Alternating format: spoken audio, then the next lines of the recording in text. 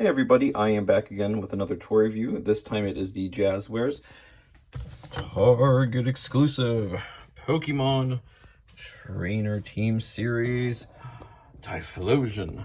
So this is the current last figure that is out right now in this series. There are others in Series 4 here. Like you can see, I recently reviewed Dragapult. And Charizard is apparently getting re-released. We have Typhlosion here, and Samurott is there, but has not been seen in any stores yet, at least not in the States. So anyways, without further ado, I will get this sucker out of the box.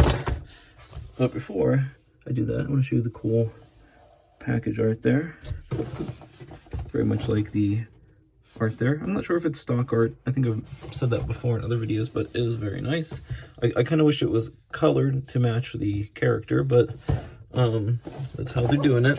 They're doing it black and white. But yeah, these fantastic figures have been made into Target exclusives.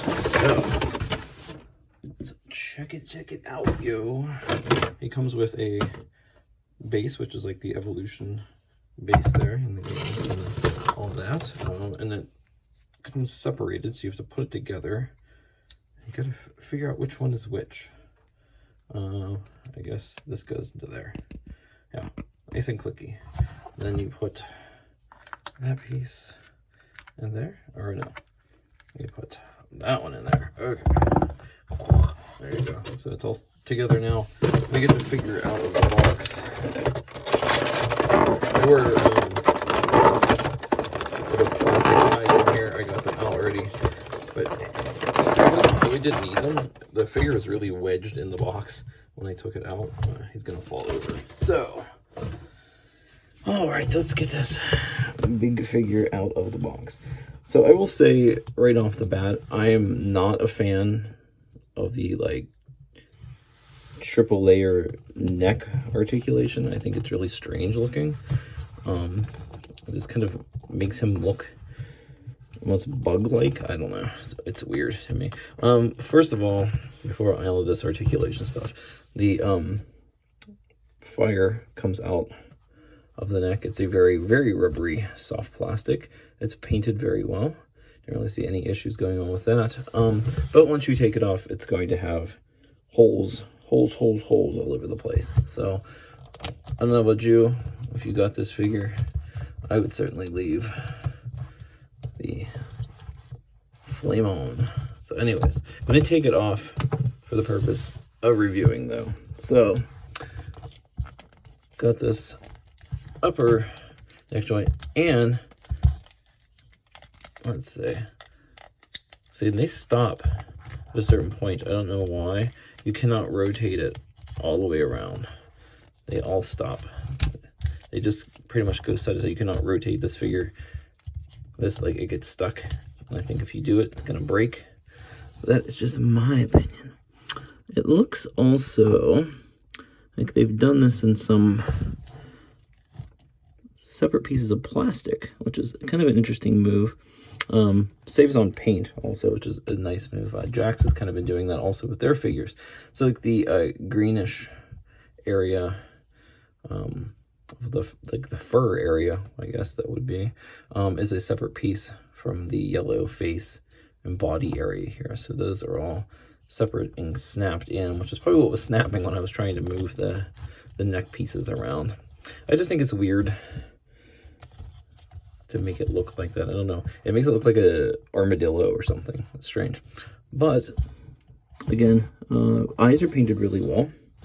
If I could bring him up to the camera here, they're painted very well. And it has an articulated mouth, which I've said that Dragapult did not have that, because I feel like these little guys should have that. And the so the teeth are, the lower teeth are attached to the mouth. Can't tell. So the inside, the red part of the mouth here, the upper part, is a separate piece of plastic. The teeth are attached to that, and they're just painted. But close his mouth. The pink tongue here inside doesn't keep his mouth open. The pink tongue inside is just a pink piece of plastic, it looks like, and it is plugged in there, so that is pretty nice. Then we have the little orange or reddish dots on the back here, little markings. And they're painted okay. They could be a little more solid. They're kind of, they're not sloppy, but they're just kind of like one layer, one and done there on that.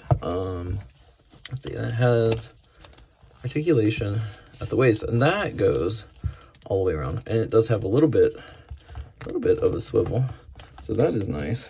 I like that. I want to see if you can make this guy go down on all fours. Yeah, you can kind of do that, but you really can't do it too well.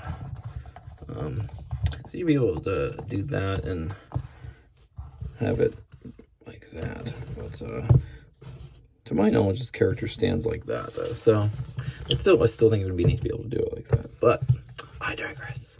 Okay, so let's move on to the arm articulation. The arm articulation is really strange, especially at the would-be shoulder area. It's actually like a leg type of articulation.